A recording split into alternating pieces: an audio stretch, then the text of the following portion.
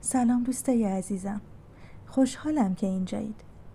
بعضی وقتا کائنات قبل از باز شدن یه در نشونه هایی رو برامون میفرسته که اگه حواسمون نباشه از کنارشون رد میشیم. این دفعه بیایید ببینیم چه دری توی زندگیمون در حال باز شدنه.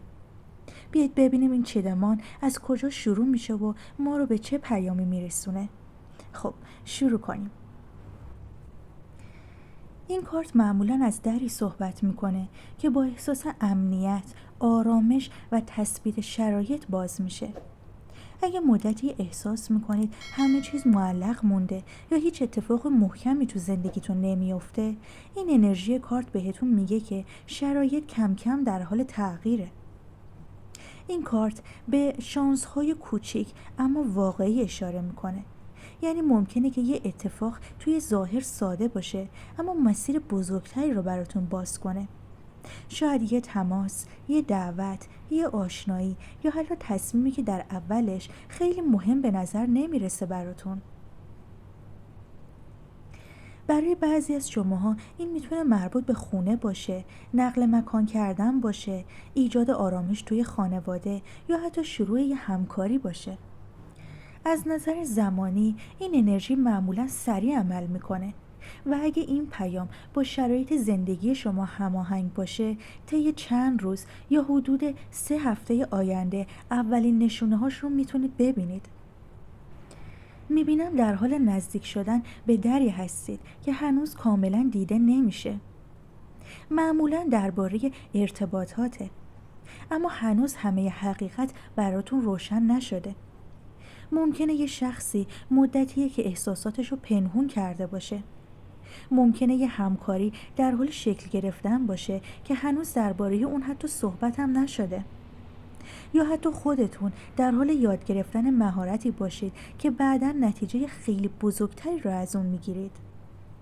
اگه این انرژی خونی برای شما در رابطه با کارتون باشه، این کارت میتونه به آموزش، مدرک، درس خوندن یا حتی یادگیری یه موضوعی اشاره کنه که بعدها براتون درآمد ایجاد میکنه.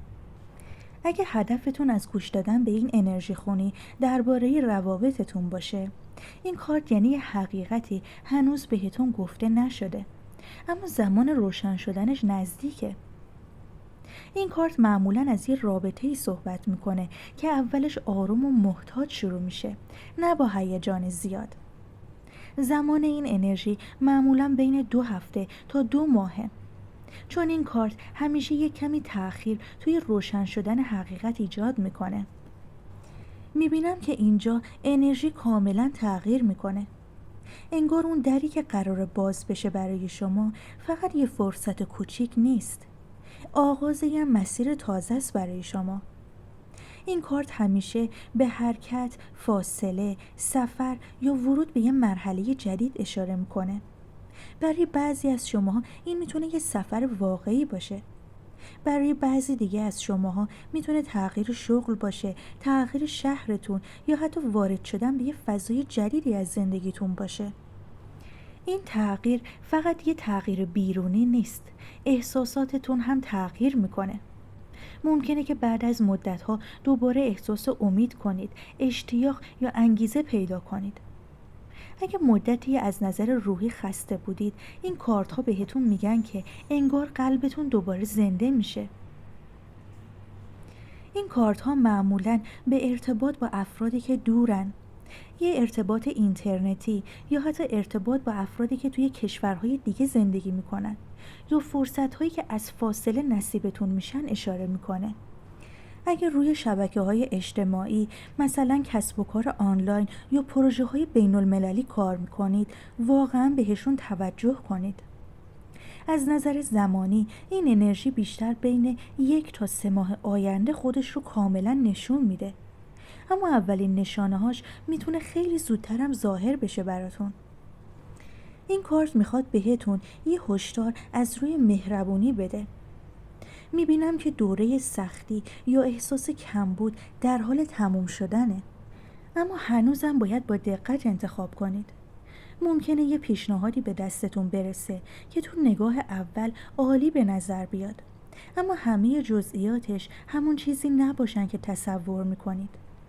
این الزاماً به معنای فریب نیست. بعضی وقتا فقط یعنی این که طرف مقابلتون همه حقیقت رو از اولش نمیگه. بعضی وقتا هم یعنی این که لازمه قبل از هر تصمیم مالی یا کاری بیشتر سوال بپرسید.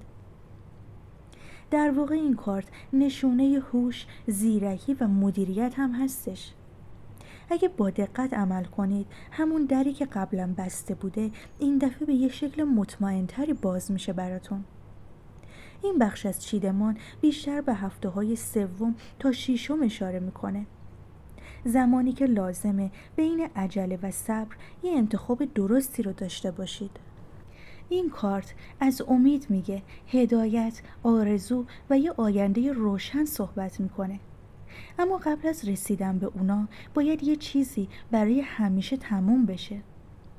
ممکنه که یه نگرانی قدیمی، یه وابستگی، یه انتظار بی‌نتیجه یا حتی هدفی که دیگه با مسیر واقعی شما هماهنگ نیست تموم بشه.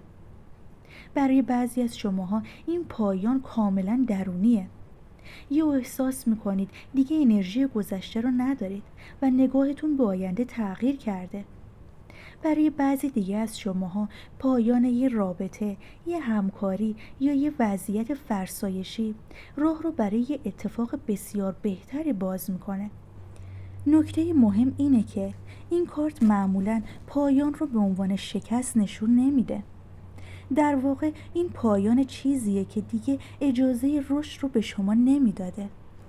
اگه این بخش از انرژی خونی با زندگی شما هماهنگ باشه، این تغییر بیشتر طی 1 تا 3 ماه آینده کامل میشه. البته اولین نشونه های اون رو میتونید خیلی زودتر متوجه بشید. میبینم که شاید مدتی احساس کرده باشید همه چیز تموم شده یا از یه موضوعی خسته و ناامید شده باشید. این کارت یه پیام متفاوتی هم داره. در واقع به پاکسازی اشاره میکنه. این یعنی هر چیزی که این روزا از زندگیتون خارج میشه از روی بدشانسی نیست. ممکنه که یه بحث، یه دلخوری، یه رابطه‌ای که ناسالمه یا حتی یه عادتی که مدت‌ها جلوی پیشرفتتون رو گرفته بوده از بین بره.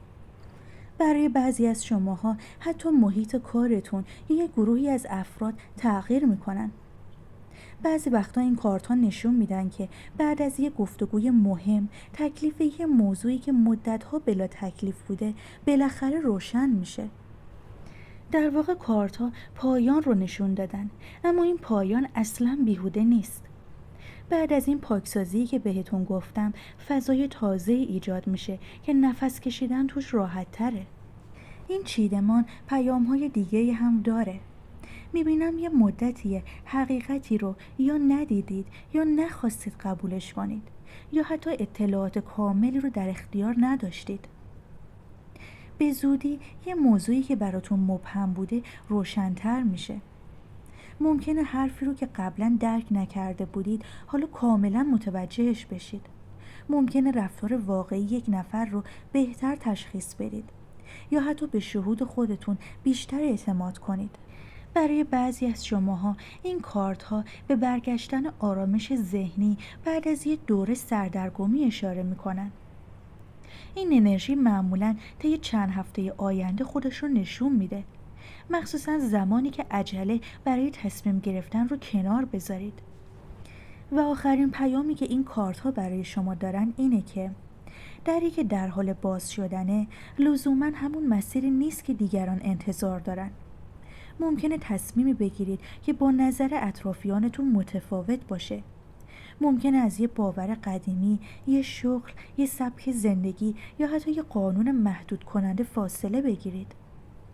این تصمیم از روی عجله نیست، از روی آگاهیه. شما چیزی رو میبینی که شاید دیگران هنوز متوجه اون نشدن.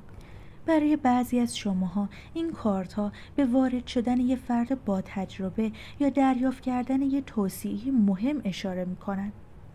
کسی که فقط با چند تا جمله نگاه شما رو نسبت به یه موضوعی کاملا تغییر میده. اگه بخوام تمام این چیدمان رو توی یک جمله براتون خلاصه کنم، اینه که کارت‌ها بهتون نمیگن که یه در به طور ناگهانی باز میشه. بهتون میگن که اول چند تا در قدیمی که دیگه به نفع شما نیستن بسته میشن و درست بعد از این اتفاق دری باز میشه که مدت‌ها منتظرش بودید.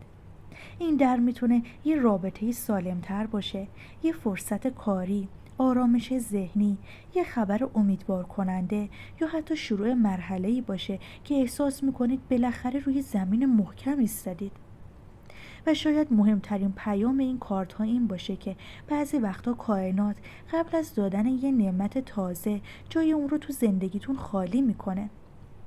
اگه این روزا احساس میکنید چیزی در حال تموم شدنه، عجله نکنید و اون رو فقط یه از دست دادن نبینید.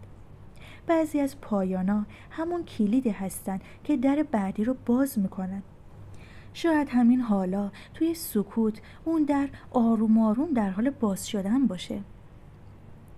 دوستای عزیزم، واقعا امیدوارم براتون جذاب و مفید بوده باشه. ممنونم از کسایی که ویدیوها رو لایک میکنن، به اشتراک میذارن و کانالمو سابسکرایب میکنن. حتما نظرتون رو تو کامنت ها واسم بنویسید. مراقب خودتون باشید و انرژی خونه های بعدی میبینمتون.